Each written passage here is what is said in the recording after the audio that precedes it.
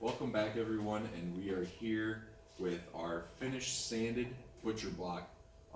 We've went through all of our discs from 80 to 1500, and now we have a perfectly sanded, nice and smooth, soft butcher block countertop, ready for our stain and tongue oil.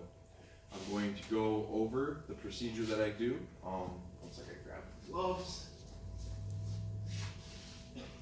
It's always best to have any kind of glove when applying stain, or else you're going to have nice stained hands for a couple of days. So it's always best to wear a glove. And I like to use, when applying stain, just any old rag. It's the best to apply stain. It soaks it up, it holds it in the rag, and it disperses it on the board itself nice and even. So I've already been doing a little bit here. I have my rag, and you really want to saturate that rag where it's literally dripping. And you can go ahead, and you want to always pull to one side of your board and not just back and forth. Always pull from one side. And even if you wanted to, if you're with your first coat, is take your can and pour. It can get messy, but if you're in a shop, it's okay. Always pull to your one side and evenly bring that stain around. Now, once you have it completely stained, you need to wait maybe 15 minutes for it to dry. To be safe though, you want to maybe do 30 minutes to 45 minutes. And that's how you can just know for sure that it is dry. And you can do as many coats as you want with the stain. You can just do one. I like to do maybe 3 to 4 even, so I know that that wood is saturated with that stain. And just keep pulling it.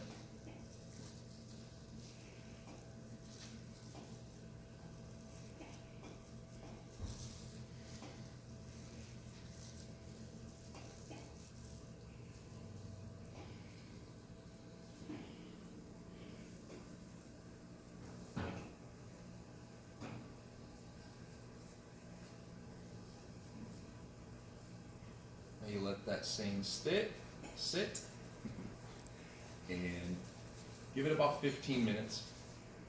Wipe it with a cleaner rag. This would be if 15 minutes went by.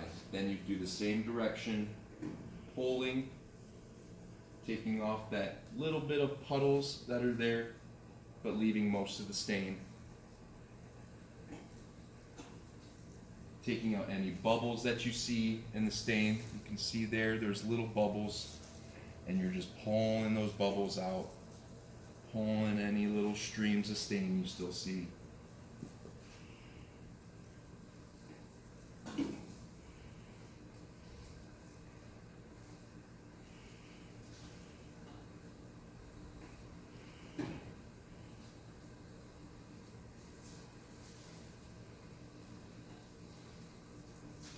So you can repeat that process as many times as you want to get that color that you like or that darkness that you like. And then I'd even give it a day. Give it a day to dry. Then come through with your tongue oil. Now this is not food. You can't use this with food. So you can't use it on your countertops. You can't use it on anything you're going to be cutting food on. So cutting boards, you can't be using on them. But with tables or computer desks, this is where it's what you would like to use. So let's say that you've done your 4 coats or whatever you would like. You gave it your day, and you'd like to put your tongue oil on now. and we have a finished board here ready for that. You're doing the same thing basically with the stain. Come through and put a generous amount of tung oil around your board. And it's the same thing with the stain. Coming from one side and dispersing that tung oil throughout your board. And this will give it that clean, shiny look. That's not going to look dull anymore. Even after it dries, it's going to stay shiny and clean. And it just gives it that nice finished look.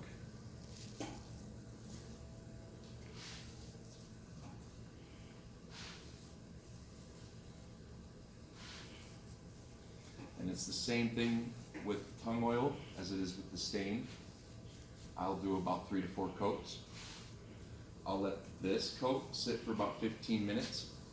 Come through with a clean rag, take that top coat off, and repeat. Put another generous amount on. Do that about 3 or 4 times with 15 minutes in between each coat. Then let it sit after your last coat or when you think you're done. And in about 45 to an hour, you should have a completely finished piece. Stain, finished, everything. So, thank you and enjoy.